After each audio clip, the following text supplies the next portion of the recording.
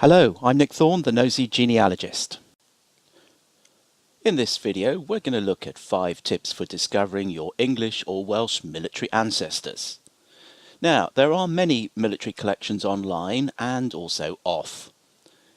They range from such things as the early muster lists of the militia to medal collections from First World War, Second World War, some service records and prisoner of war records and so on.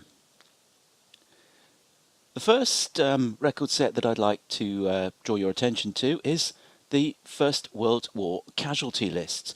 Check out those at Find My Past, and also the fascinating resource that is the casualty lists on thegenealogist.co.uk. In some cases they actually show you the printed page from the newspaper of the time that was informing the poor people at home what had happened to their service folk. Second tip is to look out for war diaries at the National Archives. Some of these are now appearing on the Ancestry subscription site, but others you will need to go to the TNA for, or their website, and pay to have a record copied and then sent to you.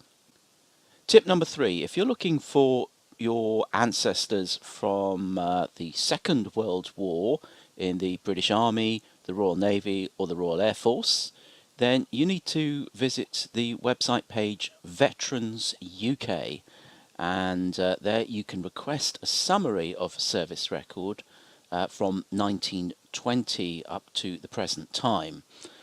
The National Archives holds service records prior to that date.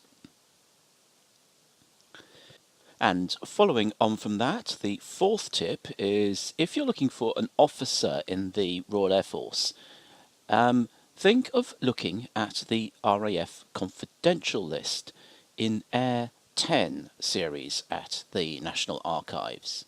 You see, from 1939, the Air Ministry realised that publishing the regular Air Force lists with details of an officer's postings provided useful intelligence for the enemy about new squadrons, bases and aircraft. So they split the list into 2. One recorded the ranks and seniority of officers, as it always had done, and another one gave the details of the stations, and this particular set of lists were called the RAF Confidential List and were distributed on a strictly controlled basis. So if you've already obtained your RAF Ancestors service record, then of course this will give you a list of stations or units using numbers and or initials, which can then be used in conjunction with the confidential list. Now, unfortunately, these are not online, so you'll either need to pay a visit to the National Archives in Kew, or select the record and ask them for a quote to copy it and to send it to you. Now, tip number 5 is not all of our servicemen would have been serving in the British Army. Some served in the British Indian Army. Now, I had a client who transferred out of the regular British Army into the Indian Army, and his records are available from the British Library, and so you need to either pay them a visit in person, or you need to contact them and ask them for a quote for copying the record and then posting it on to you. So just consider that if your army personnel aren't showing up in the British Army, check out the British Indian Army and their records available from the British Library.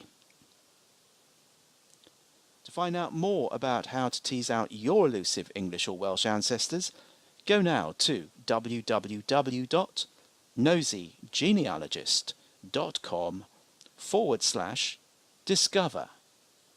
Thank you for watching.